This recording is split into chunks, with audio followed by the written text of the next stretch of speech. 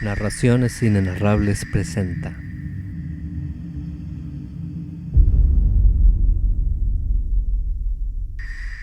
de Howard Phillips Lovecraft.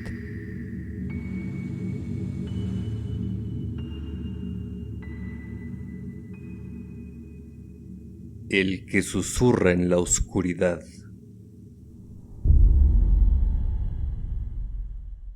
Entonces, al parecer cruzándose con mi incoherente nota, me llegó la tarde del sábado, 8 de septiembre, esa carta curiosamente diferente y tranquilizadora, sin duda mecanografiada en una máquina nueva. Esa extraña misiva de calma e invitación que marcaba una prodigiosa inflexión en aquel drama de pesadilla que tenía lugar en las solitarias colinas. De nuevo he de transcribirla de memoria, tratando, por una razón muy especial, de respetar el estilo lo más posible.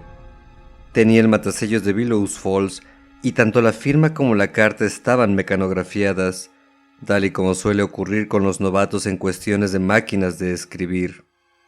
El texto, empero, resultaba maravillosamente limpio para un neófito, por lo que llegué a la conclusión de que Ackley debía haber usado ya antes una máquina de escribir, quizá en la universidad. Decir que la carta me aplacó sería poco, aunque bajo ese alivio había un sustrato de intranquilidad. Si, en mitad del terror, Ackley estaba cuerdo, ¿lo seguía estando ahora que enmendaba de tal forma?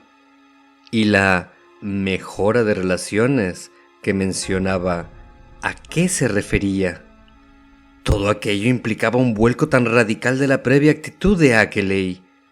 De todas formas, aquí está en esencia el texto, cuidadosamente transcrito a partir de las profundidades de una memoria de la que me siento orgulloso. Townshend, Vermont, jueves 6 de septiembre de 1928. Estimado Wilmar, me causa un gran placer poder tranquilizarlo al respecto de todas las tonterías que he estado escribiéndole. Y por tonterías me refiero a mi asustada actitud más que a las descripciones que le he dado sobre ciertos fenómenos. Tales fenómenos son reales y de bastante importancia. Mi error ha sido el adoptar una actitud anormal al respecto. Creo haberle mencionado que mis extraños visitantes estaban comenzando a comunicarse conmigo y a buscar respuesta. La última noche, tal intercambio de palabras fue posible. En respuesta a ciertas señales, franqué la entrada de mi casa a un mensajero de esos seres exteriores. Un ser humano, me apresuro a aclarar. Me habló largo y tendido sobre muchos más temas de los que ni usted ni yo hubiéramos podido llegar a imaginar, y me mostró a las claras cuán totalmente había prejuzgado y malinterpretado los propósitos que mueven a los alienígenas a la hora de mantener secreta su colonia en la Tierra. Parece que las temibles leyendas sobre lo que los hombres pueden esperar de ellos, así como lo que ellos buscan en la Tierra, son por completo el resultado de una ignorante concepción a priori sobre leyendas alegóricas. Leyendas, desde luego, forjadas por el sustrato cultural y los hábitos intelectuales de seres totalmente distintos a cualquier cosa que podamos soñar. Mis propias conjeturas, he de admitir abiertamente, eran tan erradas como las que hacen los granjeros iletrados y los indios salvajes. Lo que yo tenía por morboso, vergonzoso e ignominioso es en realidad prodigioso, esclarecedor y aún glorioso, siendo mis estimaciones previas tan solo una fase en esa eterna tendencia humana a odiar, temer y rehuir lo que es completamente distinto. Ahora lamento el daño que he infligido a esos seres alienígenas e increíbles en el curso de nuestras escaramuzas nocturnas. Si tan solo hubiera aceptado hablar pacífica y razonablemente con ellos la primera vez. Pero no me guardan rencor, ya que sus emociones se estructuran de forma muy diferente a las nuestras. Para desgracia suya, han tenido como agentes suyos, en Vermont, a algunos personajes de muy baja estofa. El finado Walter Brown, por ejemplo. Eso me puso, de entrada, en contra suya. Ellos nunca han causado daño a seres humanos a sabiendas, y en cambio han sido, a menudo, cruelmente malinterpretados y espiados por nuestra especie. Existe todo un culto secreto de hombres malvados. Una persona de su erudición en cuestiones místicas me entenderá cuando ligo todo esto con Astur y el signo amarillo, consagrado a rastrearlos y atacarlos debido a su creencia en poderes monstruosos de otras dimensiones. Es contra tales agresores, y no contra la humanidad normal, que los exteriores han tomado tantas precauciones. De paso le diré que supe que muchas de nuestras cartas perdidas no lo fueron por causa de los exteriores, sino de los agentes de ese maligno culto. Todo lo que los exteriores desean de los hombres es paz, no injerencia y un creciente intercambio cultural. Esto último es ahora absolutamente necesario, ya que nuestros inventos y artefactos están extendiendo el radio de nuestros conocimientos y nuestra actuación, y hacen más y más imposible para las avanzadas de los exteriores, que les son imprescindibles, el permanecer en secreto. Los seres alienígenas desean conocer más a fondo la humanidad y hacer que unos pocos de los líderes filosóficos y científicos sepan más de ellos. Con tal intercambio de conocimientos se conjurarán todos los peligros y se establecerá un satisfactorio modus vivendi. La misma idea de esclavizar o reducir a la humanidad resulta ridícula. Para comenzar esta nueva mejora de relaciones, los exteriores me han elegido a mí, ya que mis conocimientos sobre ellos son considerables, como su principal intérprete en la Tierra. Me contaron muchas cosas esa noche, cosas de la naturaleza más amplia y fenomenal, y se comunicará aún mucho más, tanto por vía oral como escrita. No pretenderán que haga un viaje al exterior, aunque probablemente yo mismo lo desearé más tarde, utilizando medios especiales y trascendiendo cuanto podamos haber considerado como propio de la humana experiencia. Mi casa ya no estará asediada, todo volverá a la normalidad y los perros ya no tendrán nada que hacer. En lugar del terror, he recibido un rico legado de sabiduría y aventura intelectual, como pocos mortales han logrado. Los exteriores son quizá los seres orgánicos más maravillosos que hay a este u otro lado del tiempo y el espacio, miembros de una raza cósmica de la que todas las otras formas de vida son simplemente variantes degeneradas. Son más vegetales que animales, si es que tales términos son aplicables a la clase de materia con la que están formados, y tienen una estructura, en cierta forma, fungoide, aunque la presencia de una sustancia como la clorofila, así como su sistema nutritivo sumamente singular, los diferencian radicalmente de los hongos cormofitos verdaderos. De hecho, los seres están formados por una especie de materia totalmente ajena a esta parte del espacio, con los electrones colocados en niveles vibratorios totalmente distintos. Por eso los seres no pueden ser fotografiados con las películas y placas ordinarias de nuestro universo conocido, por mucho que nuestros ojos puedan verlos. Con el adecuado conocimiento, no obstante, cualquier buen químico podría preparar una emulsión fotográfica capaz de registrar sus imágenes. La raza es única en su habilidad para atravesar el vacío interestelar, carente de calor y aire, y hacerlo en su forma corpórea, por mucho que algunas de sus variantes no pueden hacerlo sin la ayuda mecánica de unos curiosos trasplantes quirúrgicos. Solo unas pocas variedades tienen las alas resistentes al éter que caracterizan a las de Vermont. Las que habitan en ciertos picos remotos del viejo mundo se transportaron usando otros métodos. Su forma externa no recuerda la de ningún animal, y la clase de estructura que nosotros vemos como materia pertenece a una especie de evolución paralela, sin ser lo mismo. Su capacidad craneal excede la de cualquier otra forma de vida viviente, aun cuando los tipos alados de nuestro país montañoso no son, ni de lejos, los más desarrollados. La telepatía es su medio habitual de comunicación, aunque poseen órganos vocales rudimentarios que, tras una ligera operación, la cirugía está increíblemente avanzada entre ellos y resulta algo cotidiano, pueden, grosso modo, duplicar el habla de cualquier tipo de organismo que aún use la voz.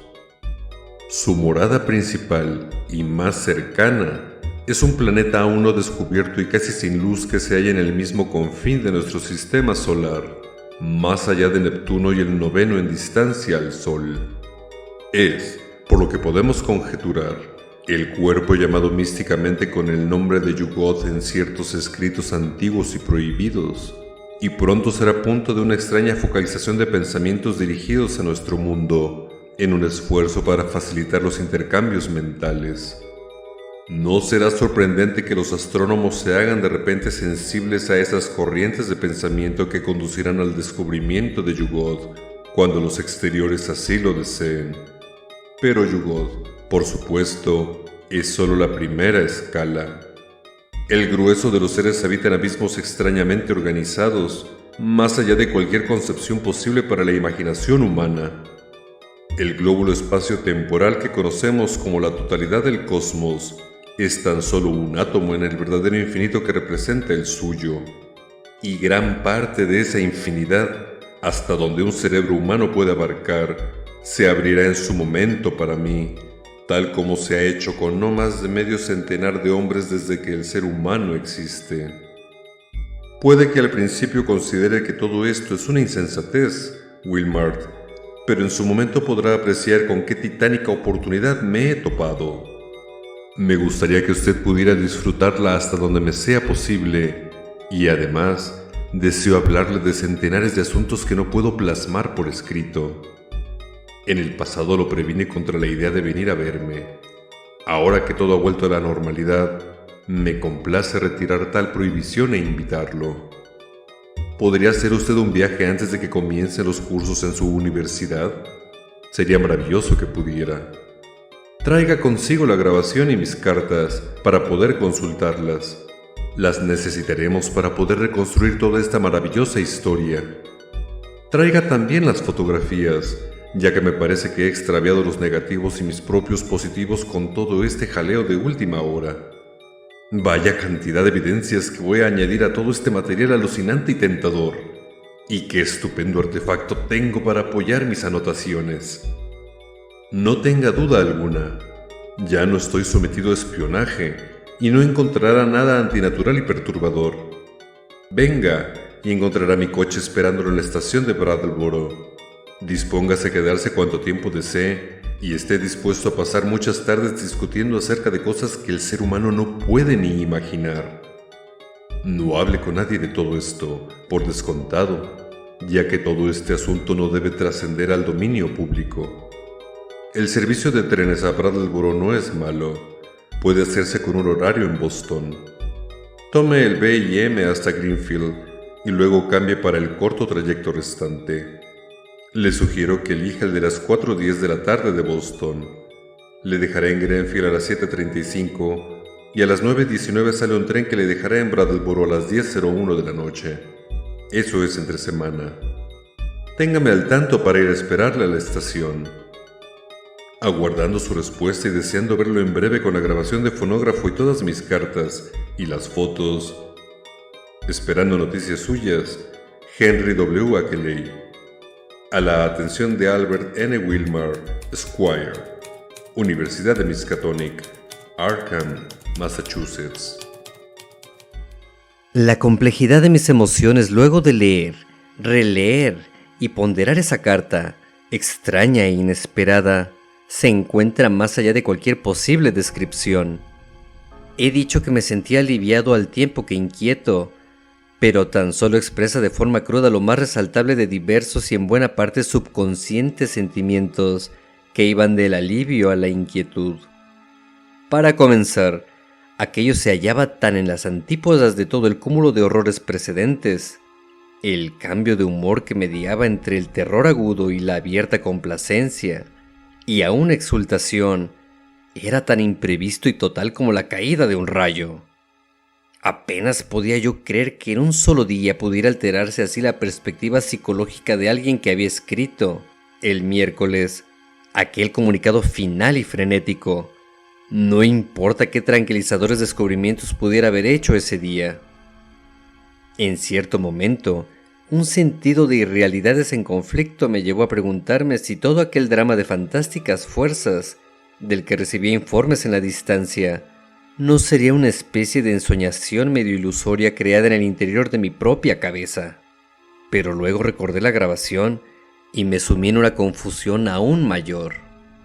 La carta era tan distinta a todo cuanto hubiera esperado. Al analizar mis impresiones, descubrí que constaban de dos fases bien distintas. La primera era que, supuesto que Ackley hubiera estado cuerdo antes y aún lo estuviera, el cambio de situación era demasiado rápido e impensable. Y el segundo, la alteración en los propios modos, actitud y lenguaje de Ackley era demasiado. Se hallaba más allá de lo normal o esperable. Toda su personalidad parecía haber experimentado una insidiosa mutación, una mutación tan profunda que apenas podía reconciliarse con la suposición de que las dos caras mostrasen ambas cordura. Las palabras, el estilo, todo era sutilmente distinto. Y, con mi sensibilización de académico al estilo mostrado por su prosa, pude encontrar profundas diferencias en sus reacciones más comunes, así como en el ritmo de respuesta. Desde luego, el cataclismo emocional o las revelaciones escuchadas que habían producido un cambio radical debían ser, en verdad, extremas.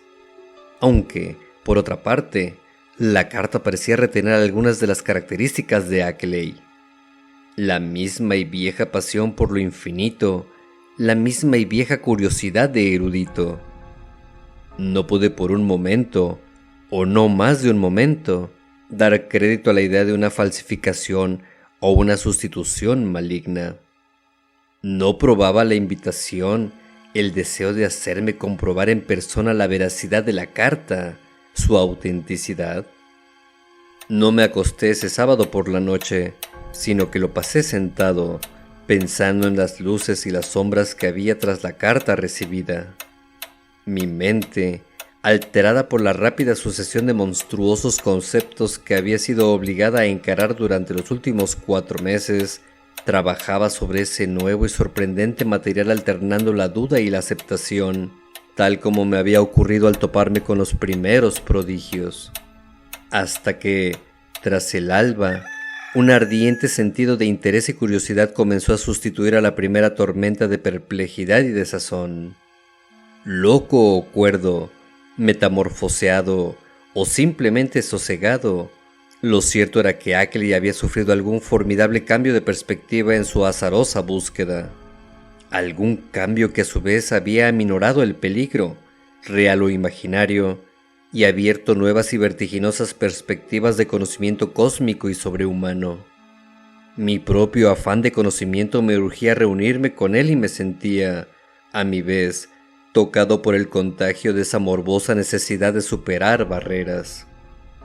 Para liberarme de las enloquecedoras y fatigosas limitaciones del tiempo, el espacio y las leyes naturales, para penetrar en el inmenso exterior, para acercarme a los oscurecidos y abismales secretos del infinito y lo definitivo, sin duda valía la pena arriesgar la vida, el alma y la cordura. Ya que me había dicho que ya no había peligro, me había invitado a visitarlo en contra de las prevenciones anteriores. Me estremecí ante la idea de lo que podría contarme. Había una casi paralizante fascinación en la idea de sentarme en esa solitaria y, en los últimos tiempos, sitiada granja con un hombre que había hablado con los mismísimos emisarios del espacio exterior. Sentarme allí, con aquella terrible grabación y la pila de cartas en las que Ackley había resumido sus primeras conclusiones. Hasta el domingo por la mañana no telegrafié a Ackley, comunicándole que me reuniría con él en Brattleboro el miércoles 12 de septiembre, si le venía bien. En una sola cosa no estuve con él de acuerdo, y fue en lo que respecta al ferrocarril. Lo cierto es que no me apetecía llegar a esa espectral región de Vermont por la noche, por lo que, en lugar de elegir el tren que me aconsejaba, opté por telefonear a la estación y buscar otras combinaciones. Madrugando para tomar el tren de las 8:07 de la mañana en Boston, podría coger el de las 9:25 para Greenfield y llegar a las 12:22. Eso me permitía transbordar a otro que me dejaría en Brattleboro a la 1:08 de la tarde, una hora mucho más cómoda que las 10:01 de la noche, en lo tocante a reunirme con Ackley y viajar en su compañía, en el coche, por esas colinas tupidas y colmadas de secretos. Así se lo hice saber en el telegrama, y me alegró ver que, en la réplica que me llegó esa misma tarde, mi anfitrión estaba de acuerdo. Su mensaje decía: combinación satisfactoria. Nos reunimos a la 1:08 tren miércoles. No olvide grabación, cartas y fotos. Aguarde. Le esperan grandes revelaciones. Ackley. La recepción de tal mensaje, en respuesta directa a uno que yo le había enviado a Ackley y que necesariamente había sido entregado en su casa, saliendo de la estación de Townshend, por un mensajero oficial o mediante un restablecido servicio telefónico, disipó cualquier duda residual e inconsciente que pudiera aún restarme sobre la autoría de aquella otra y sorprendente carta. Mi alivio fue enorme. De hecho, fue mayor que cualquier otra cosa que pudiera recordar en mi vida, ya que todas aquellas dudas habían calado muy hondo. Por tanto, dormí profunda y largamente esa noche y, los 2 días siguientes, estuve afanosamente ocupado en los preparativos.